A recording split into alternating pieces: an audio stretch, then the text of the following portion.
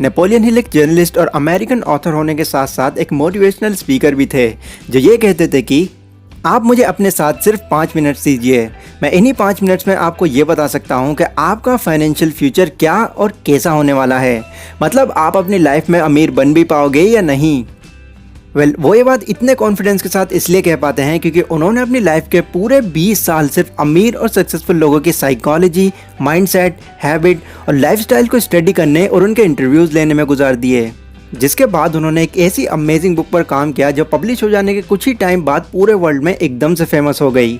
Yes, I am talking about think and grow rich by Napoleon Hill, जो पूरी दुनिया की टॉप 10 बेस्ट सेलिंग बुक की list में आती है। इस बुक के इतना फेमस हो जाने का सबसे बड़ा रीज़न ये है कि इसको पढ़ने के बाद मैक्सिमम लोगों की फाइनेंशियल थिंकिंग पूरी तरह से चेंज हो गई, और वो लोग जो कि सक्सेसफुल होने के सिर्फ ड्रीम्स देखते आ रहे थे, उन्होंने अपने ड्रीम्स को रियलिटी में कन्वर्ट किया। अब ये मिरेकल नहीं तो और क्या है। तो आज की इस वीडियो में मैं आपको इसी बुक में से कुछ ऐसे अमेजिंग पॉइंट्स बताने वाला हूँ जो आपको आगे चलकर बहुत ज़्यादा हेल्प करने वाले हैं आपके मैक्सिमम गोल्स को अचीव करने और एक सक्सेसफुल पर्सन बनने में। और हाँ, इसी बुक के साथ साथ मैंने इस वीडियो के लास्ट में एक और बुक का भी एक पॉइंट ऐड किया है जो मुझे पर्सनली काफ़ी अट्रैक्टिव लगा, तो मुझे लगा आपके साथ भी ज़रूर शेयर करना चाहिए। So let's begin. Number 1, specialized knowledge. अब देखो, नॉलेज बेसिकली 2 टाइप की होती हैं, एक जनरल नॉलेज और एक स्पेशलाइज्ड नॉलेज। जनरल नॉलेज यानी कि वो नॉलेज जो बचपन से लेकर अब तक हमारा एजुकेशन सिस्टम हमारे अंदर फीड करता आ रहा है, हमें मजबूर करता आ रहा है मैक्सिमम चीज़ों का सिर्फ रट्टा मारते रहने में। और जब इसी नॉलेज को रियल लाइफ में अप्लाई करने की बात आती है, तब जाके हमको ये रियलाइज़ होता है कि ये फैक्ट्स, ये थ्योरी, ये हिस्ट्री 90% केसेस में हमारे किसी काम में नहीं आती। जो चीज़ हमको एक्चुअल में काम आती है वो होती है हमारी स्पेशलाइज्ड नॉलेज, जो किसी भी एक पर्टिकुलर चीज़ में एक्सपर्ट बनने से आती है। एग्जाम्पल, अभी देखिए, हमारी पड़ोस की क्लिनिक वाले जो डॉक्टर होते हैं, उनकी नॉलेज सिर्फ उतनी होती है जितनी उनकी उस क्लिनिक में दवाइयाँ रखी हुई होती हैं। इससे ऊपर हार्डली ही वो किसी और प्रॉब्लम को पकड़ पाते हैं। बट वहीं पर जो बड़े हॉस्पिटल्स के डॉक्टर होते हैं, जो पूरे ह्यूमन बॉडी पार्ट्स के एक्सपर्ट होते हैं, वो 1 महीने के अंदर इतना पैसा अर्न कर लेते हैं जो मैक्सिमम टाइम वो क्लिनिक वाले डॉक्टर 1 साल में भी नहीं कर पाते। रीज़न, वो अपनी फील्ड में इतने ज़्यादा स्पेशलाइज्ड हो जाते हैं कि कोई उनको कम्पीट करने वाला फिर बचता ही नहीं, और यही उनका सबसे बड़ा बेनिफिट होता है। अब इसी टॉपिक से रिलेटेड एक और स्टोरी इस बुक में बताई गई है जो कि कुछ ऐसी है कि एक बार हेनरी फोर्ड को किसी न्यूज़पेपर वाले ने एक इग्नोरेंट पैसिफिस्ट कहा और उनके बारे में गलत गलत बातें न्यूज़पेपर में छाप दी।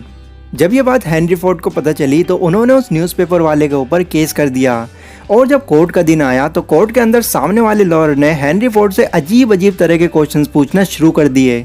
लाइक बेनेडिक्ट आर्नोल्ड कौन थे, 1776 में अमेरिका ने कितने सोल्जर्स को भेजा था रेबेलियंस को रोकने के लिए, और इसके अलावा उसने बहुत ही ऑफेंसिव क्वेश्चंस भी किए, जिसको सुनकर हेनरी फोर्ड से रहा नहीं गया और उस लॉयर को चुप कराते हुए उन्होंने ये कहा कि देखो, मुझे अगर सच में ही तुम्हारे इन स्टूपिड क्वेश्चंस के आंसर देने होंगे तो इससे पहले मैं तुमको ये याद दिला दूं कि मेरे ऑफिस की जो डेस्क है उस पर एक इलेक्ट्रॉनिक पुश बटन लगा हुआ है, जिसको प्रेस करके मैं जब चाहे किसी ऐसे इंसान को बुला सकता हूं जो मेरे किसी भी तरह के क्वेश्चन का मुझको आंसर दे दे, इंक्लूडिंग मेरे बिजनेस का भी, जिसमें मैं अभी पूरे अपने एफर्ट्स लगा रहा हूँ। अब क्या तुम मुझे ज़रा ये बताना पसंद करोगे कि आखिर क्यों मैं इन जनरल क्वेश्चंस का आंसर याद रखूँ जो कभी भी मेरे किसी काम में नहीं आने वाले, जबकि मैं जब चाहूँ अपने किसी भी क्वेश्चन का आंसर सिर्फ वो बटन दबाकर ले सकता हूँ।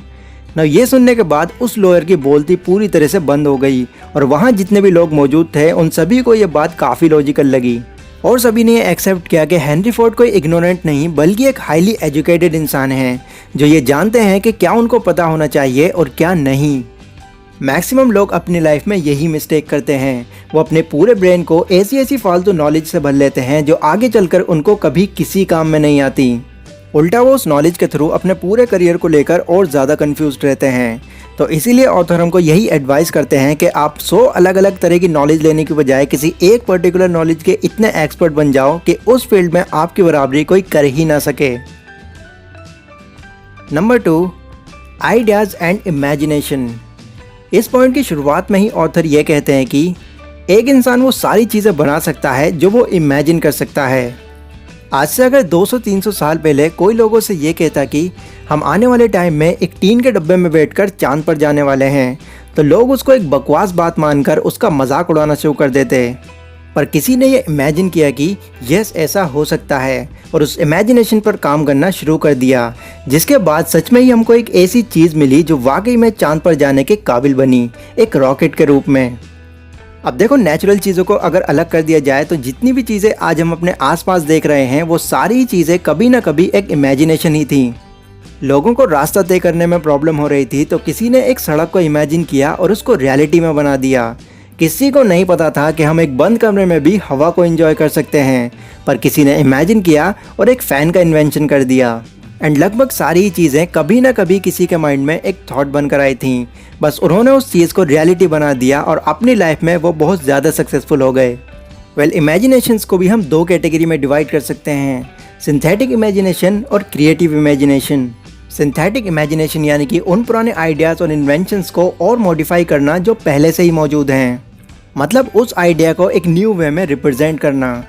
एग्जाम्पल, हेनरी फोर्ड ने जब एक कार को इन्वेंट किया था तो वो कुछ ऐसी दिखती थी, पर धीरे धीरे बाकी लोग इस आइडिया को और मॉडिफाई करते चले गए और आज के टाइम में हम कुछ ऐसी कार भी देख सकते हैं। और क्रिएटिव इमेजिनेशन होती है एक बिल्कुल न्यू आइडिया, वो आइडिया जो आज से पहले कभी किसी ने ना सोचा हो। अब चाहे सिंथेटिक इमेजिनेशन हो या फिर क्रिएटिव इमेजिनेशन हो, इमेजिनेशन एक ऐसी पावर है जो आपको बहुत ज़्यादा सक्सेसफुल बना सकती है। तो इसीलिए ऑथर हमको ये एडवाइस करते हैं कि अपने माइंड को इमेजिनेशन के लिए हमेशा अलर्ट रखें।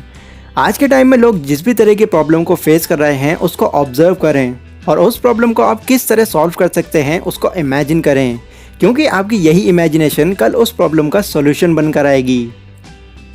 Number 3, desire. वेल, अब मैं आपके सामने एक ही बात को दो तरीक़ों से बोलने वाला हूँ। ये बाइक मुझे बहुत ज़्यादा पसंद है, काश मेरे पास भी एक ऐसी बाइक होती। ये बाइक मुझे बहुत ज़्यादा पसंद है, मैं एक ना एक दिन इस बाइक को ज़रूर खरीद कर दिखाऊंगा, फिर चाहे कुछ भी हो जाए। अब इनमें से किस बात में आपको ज़्यादा दम लगा? ऑब्वियसली सेकंड वाली में, बिकॉज जो मेरा पहला वाला थॉट था वो मेरा डिज़ायर था, लेकिन जो मेरा दूसरा वाला थॉट था वो मेरा बर्निंग डिज़ायर था, जो कि मुझको आगे भी इनकरेज करता रहेगा उसको अचीव करने के लिए। अब देखो, हर एक इंसान अमीर होना चाहता है, पर एक्चुअल में अमीर वही बन पाते हैं जो ऐसा सिर्फ विश करते रहने की बजाय एक बर्निंग डिज़ायर अपने अंदर रखते हैं। और ये सिर्फ पैसा कमाने के लिए ही नहीं बल्कि हर चीज़ में होना ज़रूरी है। फॉर एग्जाम्पल, जिस बाइक की मैंने अभी बात की, तो उसको पाने का अगर आपके अंदर सिर्फ एक डिज़ायर होगा तो इससे आपको ज़्यादा फ़र्क नहीं पड़ने वाला। पर अगर आपके अंदर उसको पाने का एक बर्निंग डिज़ायर होगा तो आपको 1000 बाइक्स के बीच में भी सिर्फ वही बाइक नज़र आएगी जो आपको चाहिए। और ऐसा आपकी खुद की लाइफ में एक ना एक बार ज़रूर हुआ होगा। आपने किसी चीज़ को शिद्दत से चाहा, फिर वो चीज़ आपको हर कहीं पर नज़र आनी शुरू हो जाती है। तो किसी भी गोल को अचीव करने के लिए सिर्फ डिज़ायर से काम नहीं चलने वाला। अगर वो गोल आपको सच में ही अचीव करना है तो उसके लिए आपके अंदर एक बर्निंग डिज़ायर होना चाहिए। Number 4, work harder and longer. अगर आप एक वीक में सिर्फ 40 घंटे काम या फिर कोई जॉब करते हो तो इससे हो सकता है आपकी लाइफ एक एवरेज लाइन पर चलती रहे और आप इससे सेटिस्फाइड और खुश रहो। पर जो घंटे आप उन 40 घंटों के ऊपर लगाने के लिए रेडी हो तो वही घंटे ये डिसाइड करेंगे कि आप अपनी लाइफ में कितने ज़्यादा सक्सेसफुल होंगे। एग्जाम्पल, ऑन एन एवरेज लोग सिर्फ यही चाहते हैं कि उनको एक वीक में सिर्फ 5 से 6 दिन तक काम करना रहे और दिन के 7 या 8 घंटे से ज़्यादा बिल्कुल नहीं। लेकिन वहीं दूसरी तरफ जो सेल्फ मेड मिलियनर्स होते हैं वो एक वीक में सिर्फ 40 घंटे लगाने की बजाय 50 से 60 घंटे तक लगा देते हैं, वो भी बिना अपनी छुट्टी की परवाह किए। और यही चीज़ फिर आगे चलकर उनको सक्सेस भी दिलाती है। एंड फिर वो ऐसे लेवल पर आकर खड़े हो जाते हैं जहां अगर बाद में फिर वो महीने भर की भी छुट्टी कर लें तो इससे उनकी इनकम पर कोई फ़र्क नहीं पड़ता। तो इसीलिए ज़्यादा मेहनत करने से कभी पीछे ना हटें, क्योंकि आपकी सक्सेस उसी एक्स्ट्रा टाइम में छिपी हुई है जो आप बाकी लोगों के मुकाबले लगाने को रेडी हो। वेल, ये तो इस बुक के सिर्फ कुछ ही पॉइंट्स थे जो मैंने आपके साथ इस वीडियो में शेयर किए।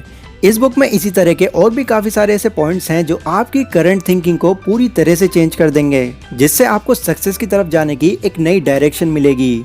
और सबसे अच्छी बात यहाँ पर यह है कि ये बुक हिंदी में भी अवेलेबल है। तो अगर आप इस बुक को परचेज़ करना चाहते हैं तो नीचे डिस्क्रिप्शन में लिंक है, वहाँ से जाकर आप इस बुक को परचेज़ कर सकते हैं। लाइक और शेयर कीजिए अगर ये वीडियो आपको ज़रा भी यूज़फुल लगी हो तो। एंड इसी तरह मुझसे और भी ज़्यादा कनेक्टेड रहने के लिए आप मुझे इंस्टाग्राम पर भी फॉलो कर सकते हैं। तो मैं मिलता हूँ अपनी अगली वीडियो में, तब तक के लिए टेक केयर।